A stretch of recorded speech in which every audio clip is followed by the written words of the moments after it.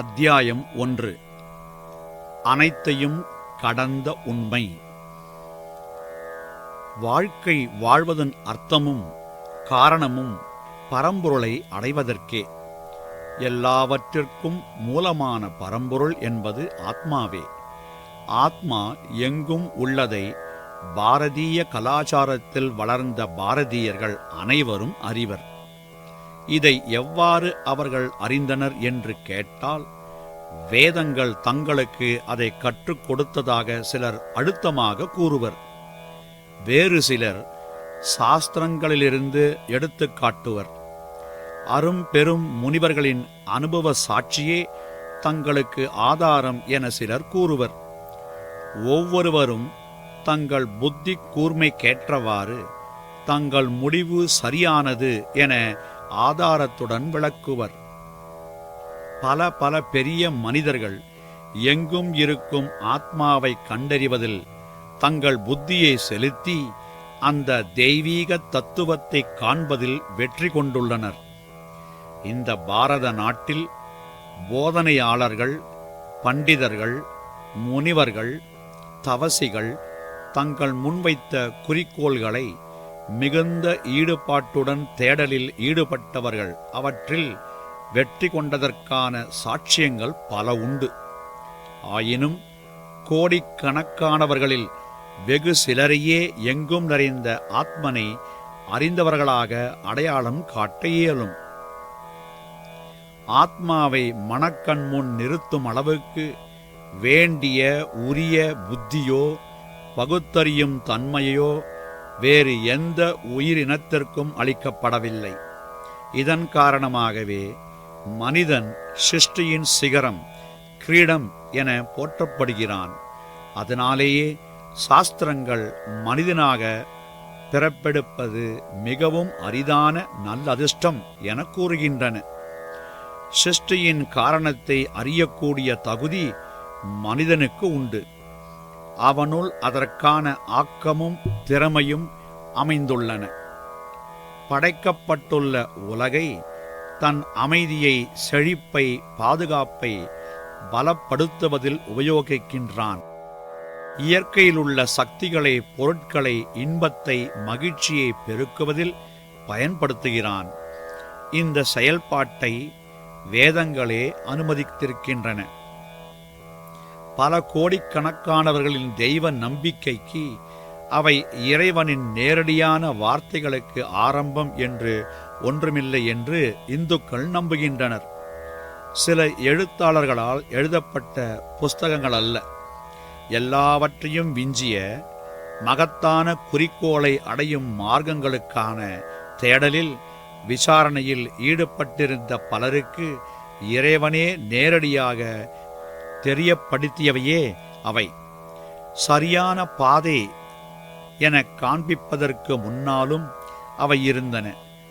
மனிதனானவன் அந்த பாதையை முற்றிலும் மறந்துவிட்டாலும் அவை இருந்து கொண்டுத்தான் இருக்கும். அவை ஒரு குறிப்பிட்ட காலத்தில் உருவானவை அல்ல. வேறு ஒரு காலத்தில் அவை அழிக்கப்படவும் மாட்டா. வேதங்கள் நமக்கு ஒரு சிறிது வெளிப்படுத்தும் தர்மமும் ஆரம்பமும் முடிவற்றது. ஏனெனில் அது மகோன்னத குறிக்கோளை சுட்டிக்காட்டுவதாகும். அந்த உன்னத குறிக்கோளுடன் சம்பந்தம் கொண்ட தர்மத்திற்கு முடிவு இல்லை என்று ஒத்துக்கொண்டாலும் ஏதோ ஒரு காலத்தில் அது ஆரம்பமாயிருக்க வேண்டும் என்று சிலர் தர்க்கம் செய்யலாம். சிருஷ்டி, அழிவு என்ற சுழற்சிக்கு ஒரு ஆரம்ப புள்ளியோ முடிவு புள்ளியோ கிடையாது என வேதங்கள் அறுதியிட்டு கூறுகின்றன. அது ஒரு தொடர்ச்சியான சக்கரம். பிரபஞ்ச சக்தியில் கூட்டல், கழித்தல், பெருக்குவது, குறைவது என்பதும் கிடையாது. அது தன்னிலேயே நிலைத்து எப்போதும் ஒரே மாதிரி உள்ளது. சிருஷ்டியும் சிருஷ்டிகர்த்தாவும் இரு சம நிலைக்கோடுகள். அவற்றின் ஆரம்பம் தெரியாது, முடிவும் புரியாதது. என்றென்றும் அவை ஒரே சமதூரத்தில் சென்று கொண்டே உள்ளன. எப்பொழுதும் இறைவன் செயல்பாட்டில் ஈடுபட்டிருந்தாலும் அவருடைய சங்கல்பமோ சக்தியோ மனித புத்திக்கு அப்பாற்பட்டது. இந்திய கலாச்சாரத்தின் வாரிசுகளான பாரதீயர்களை பொறுத்தவரையில் பரம்பொருள் என்பது எங்கும் பரந்த விஸ்வமே. அது ஆகாயமெங்கும் சென்று எங்கும் பரவி நிற்கின்றது. அது சரித்திர காலத்திற்கு மிகவும் முன்னரே மிக தெளிவாக அறிவிக்கப்பட்டுள்ளது. பரம்பொருள் என்ற ஒரு சிந்தனை பற்றிய அறிவை தேடுதல், அதை போதிப்பது ஆகியவை சரித்திரத்தில் பின்னர் வந்த காலங்களில் மிகவும் குறைந்து வந்தாலும் அது ஒவ்வொரு விதத்திலும் எதிர்த்து வெற்றி கொண்டு புத்துயிர் பெற்று தலை தூக்கி அறைகூவி நிற்கின்றன. இந்த வெளிப்பாட்டின் உள்ளூர இருக்கும் சக்தியின் அடையாளமே இது. யூதம், கிறிஸ்தவம், ஜோராஸ்ட்ரியானிசம் ஆகியவற்றில் உள்ள தெய்வீக குறிக்கோள் பற்றிய தத்துவங்கள் பாரதிய சிந்தனையை தங்கள் வெவ்வேறு பிரிவுகளினுள் அடக்கி தங்களின் ஒரு பகுதியாக காட்ட எத்தனித்தன. ஆனால் அது தன் பிறந்த இடத்திலேயே அந்நிய ஸ்திதி அடைவதை ஒத்துக்கொள்வதில்லை. அதற்கு பதிலாக அந்தந்த மதங்களில் உள்ள கடவுளை பற்றிய சிந்தனையை அவர்கள் தெளிவாக புரிய வைத்து எல்லா வகை கண்ணோட்டங்களில் உள்ள ஒற்றுமையை சுட்டி வித்தியாசமற்ற நிலையில் ஒரு சுமூகமான நிலையை ஏற்படுத்தியது. பாரதிய முனிவர்கள் கண்டறிந்த ஞானமானது ஓடும் ஜீவ நதியாக பிரவாகமெடுக்கையில் மற்றைய மதங்களின் சிந்தனைகள் அதன் அருகில் குளங்களாக ஏரிகளாக இருந்தன. பாரதத்திலே கூட பிரதான தெய்வ நம்பிக்கையிலிருந்து பல பிரிவுகள் காளான்கள் போன்று பிறந்து மலிந்தன. பரம்பொருள் பற்றிய இந்து ஆதார தத்துவத்தை வேரோடு களைய, அதை நசுக்கி அழிக்க அவை முயற்சித்தன. ஒரு பெரும் பூகம்பத்தின் போது சமுத்திரம் பின்வாங்குவது போல் தோன்றினாலும் பின்னர் 1000 மடங்கு உத்வேகத்துடன் எந்த கரையை விட்டுச் செல்வது போல் தோன்றியதோ அதே கரையை நோக்கி சீறி வந்து மோதுவது போன்று இந்த பாரதிய ஞான நதியானது சரித்திர காலத்தில் ஏற்பட்ட மோதல்கள், மனக்கலக்கங்களுக்கு மேலாக எழுந்து அதன் பழைய புனிதமான சிறப்புடன் ஒளிர்ந்தது. கலவரங்கள் அடங்கிய பின்னர் மனித மனத்தை வெவ்வேறு திசைகளில் கவர்ந்து அலைகழித்த பல்வேறு பிரிவுகளையெல்லாம் சேர்த்து எல்லாவற்றையும் தன்னுள் அடக்கிய ஒரு பரந்த உருவத்தை அளித்தன. பாரதீயர்களின் ஆத்ம தத்துவம் எல்லாவற்றையும் தழுவியது, எல்லாவற்றையும் விளங்க வைப்பது, எல்லாவற்றிலும் சக்தி வாய்ந்தது. ஆத்ம தத்துவத்தின் மீது நம்பிக்கை வளர்த்து அதன் மேல் உண்மையான அன்பு கொள்வது, இதுவே உண்மையான வழிபாடு. மனிதனுக்கு ஆத்மா ஒன்றே அன்பு கொள்ள வேண்டிய ஒன்று. அது பரலோகங்களில் உள்ள எல்லா பொருட்களிலும் பார்க்க அதுவே அன்பு கொள்ளத்தக்கது என உணருங்கள். அதுவே இறைவனுக்கு அளிக்கக்கூடிய உண்மையான வழிபடுதலாகும். இதையே வேதங்கள் எடுத்து கூறுகின்றன. மிக கடுமையான சட்ட திட்டங்களை ஒத்துக்கொள்ளுமாறு வேதங்கள் போதிக்கவில்லை. காரண காரியம் எனும் கம்பிகளால் மனிதனை சுற்றி அமைத்த சிறையை மனிதனுக்கு காட்டவில்லை. இந்த சட்ட திட்டங்களுக்கு பின்னால் ஒரு சக்கரவர்த்தி இருப்பதை அவை போதிக்கின்றன. அந்த ஒருவரே எல்லா பொருள்களின் உள்ளே உறைபவர். ஒவ்வொரு சக்தியின் மிக குறுகிய அளவிலும் ஒவ்வொரு துகளிலும் அணுவிலும் உள் உறைபவர். அவருடைய கட்டளைக்கு ஏற்பவே ஆகாயம், வாயு, அக்னி, நீர், பூமி ஆகிய பஞ்ச பூதங்களும் செயல்படுகின்றன. வேதங்கள் அவரை நேசியுங்கள், வழிபடுங்கள், புகழ் பாடுங்கள் என கூறுகின்றன. வேதங்களில் விளக்கமாக விவரிக்கப்பட்டுள்ளது இந்த உன்னத அன்பு தத்துவம். ஒரு தாமரை இலையானது நீரில் பிறந்து அதனால் நனைக்கப்படாது. எவ்விதத்திலும் தாக்கமடையாது இருக்கிறதோ அதைப்போன்று மனிதன் தான் பிறந்த உலகில் வாழ வேண்டும் என்பதே மிக உயரிய இரகசியம். இக பரலோகங்களில் ஏதோ நற்பலன் பெறுவதன் பொருட்டு கடவுளிடம் அன்பு செலுத்தி வழிபடுதல் நல்லதே. ஆயினும் எந்த பொருளோ பழமோ பணமோ கடவுளை விட சிறந்ததாகவோ மதிப்பு மிக்கதாகவே இல்லாததால் எந்தவித ஆசையுமின்றி கடவுள் மீது அன்பு செய்யுமாறு வேதங்கள் ஆலோசனை கூறுகின்றன. அன்பின் பொருட்டு அன்பு செய்யுங்கள், இறைவனிடம் அன்பு செலுத்துங்கள். ஏனெனில் எதை அவர் கொடுக்கிறாரோ அது அவரிலும் குறைந்ததே. ஆகையால் அவரை அவருக்காகவே நேசியுங்கள். எந்த ஒரு கோரிக்கையோ ஆசையோ இல்லாது அவருக்காகவே அவரை நேசியுங்கள். இதுவே பாரதியர்களின் சிறப்பு வாய்ந்த போதனையாகும். மகாபாரதத்தில் காண்கின்ற பாண்டவரின் மூத்தவரான தர்மராஜர் இத்தகைய அன்பு செலுத்துபவர்களில் லட்சிய புருஷர். அகில பாரதத்தையும் கடந்த தன் பரந்த ராஜ்யத்தை தன் எதிரிகளிடம் இழந்து இமயமலை சாரலில் உள்ள குகைகளில் தன் மனைவி திரௌபதியுடன் வசிக்க நேரிட்டது. அவள் ஒரு நாள் அவரிடம், பிரபோ, தர்ம வழியை விடாது கடைபிடித்து செல்பவர்களில் தலை சிறந்தவர் நீங்கள் என்பதில் எந்த ஐயமும் இல்லை. அப்படி இருக்க இத்தகைய ஒரு பயங்கரமான பேரிழப்பு எவ்வாறு உங்களுக்கு நேர்ந்தது என வினவினாள். அவர் மிகுந்த விசனத்தில் ஆழ்ந்திருந்தார். திரௌபதி, நீ கவலைப்படாதே, இந்த அழகிய இமயமலை சாரலை பார். எத்தகைய உன்னத அழகு, எத்தகைய சிறப்பு, எத்தகைய விரிக்க உணாத தனி சிறப்பு!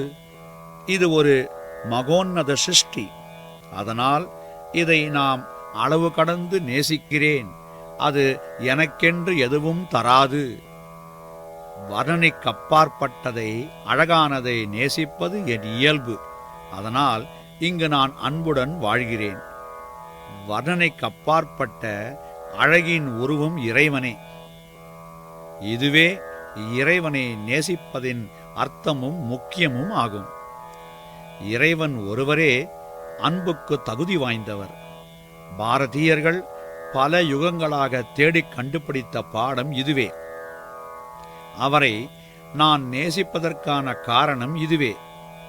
அவரிடம் இருந்து எந்த பிரதியுபகாரத்தையும் நான் நாடமாட்டேன். எந்த வரத்திற்காகவும் நான் பிரார்த்தனை செய்ய மாட்டேன். அவருக்கு என்னை எங்கே வைத்திருக்க பிடிக்குமோ அங்கேயே வைத்திருக்கட்டும். என் அன்பிற்கான மிக உயர்ந்த வெகுமதி அவரின் அன்பே. திரௌபதி, என் அன்பு என்பது கடைத்தெருவில் கிடைக்கும் பொருள் அல்ல என்று தர்மராஜன் பதிலளித்தார். அன்பு தெய்வீகமானது. அதை அவ்வாறு மதிக்க வேண்டும் என்பதே தர்மராஜன் அறிந்திருந்தார். ஆத்மாவின் அறிவுணர்வில் எப்போதும் லயித்து இருப்பவர்களிடமிருந்து அன்பு தானாக பிரவாகம் எடுக்கும் என்பதை திரௌபதிக்கு உணர்த்தினார். ஆத்மாவை ஆதாரமாக கொண்ட அன்பானது தூயதும் வர்ணிக்க முடியாததுமாகும்.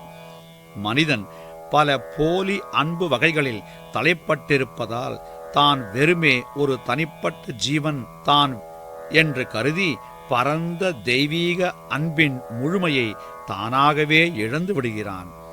அதனால் மனிதன் தெய்வத்தின் அருளை பெற முயற்சி செய்து வெற்றி காண வேண்டும். அவனுக்கு அருள் கிட்டும் போது தனிப்பட்ட ஜீவி என இருக்கும் அவன் உடலுடனான அடையாளத்தை விடுத்து ஆத்மாவுடன் தன்னை அடையாளம் கண்டுகொள்ள இயலும். இந்த முடிவான நிலையை வேதங்கள் பந்தங்களிலிருந்து விடுதலை அல்லது மோட்சம் என வர்ணிக்கின்ற உடலுடன் தன்னை இணைக்கும் தன்மையை முறித்திட எதிர்த்து போராடுவதில் வெற்றிக்கான ஒரே வழி இறைவனின் அருளை பெறுவதே என்பதற்காகவும் ஆன்மீக சாதனை செய்ய வேண்டும் என்று கூறப்பட்டுள்ளது. அவையாவன தத்துவ விசாரணை, புலன்கட்டுப்பாடு, மேலும் 6 வகையான சாதனையில் கூறப்பட்டுள்ள கட்டுப்பாடுகள். இவற்றை கடைபிடித்தால் உள் உணர்வு புனிதமடையும். அப்பொழுது அது பொருளை பளிச்சென பிரதிபலிக்கும். சுத்தமான கண்ணாடி போன்று ஆகி ஆத்மா தெளிவாக தெரியும் நிலையை அடையும். சித்த சுத்தி, அதாவது உள் உணர்வை புனிதமடைய செய்வதுதான் ஞான சித்தி, அதாவது உயர்ந்த ஞானத்தை அடைவது. அவை பெறுவதற்கான ராஜபாதையாகும்.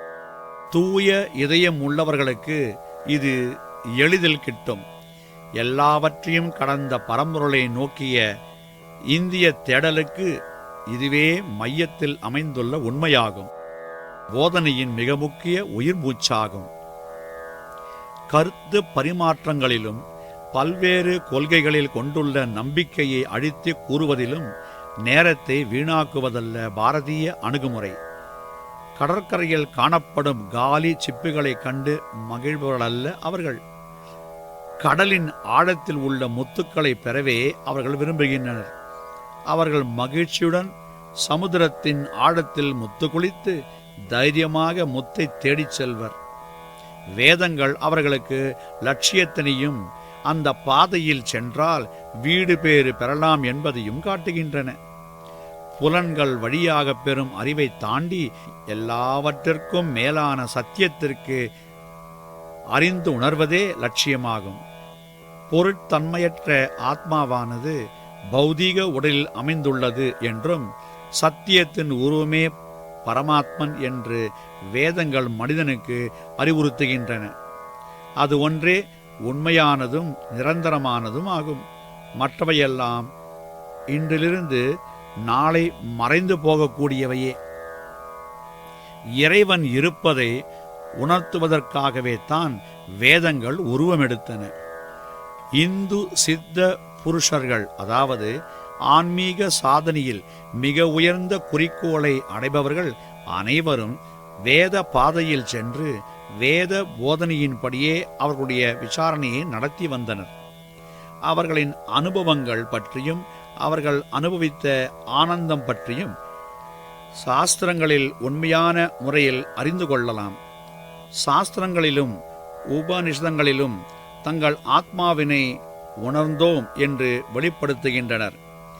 இந்துக்கள் ஒரு தத்துவத்தையோ கொள்கையையோ எதிர்த்து வெற்றி காண்பதை குறிக்கோளாக கொள்வதில்லை. அந்த தத்துவத்தையோ கொள்கையையோ தம் வாழ்க்கையில் கடைபிடித்து பரீட்சை செய்வதே அவர்களின் வழி.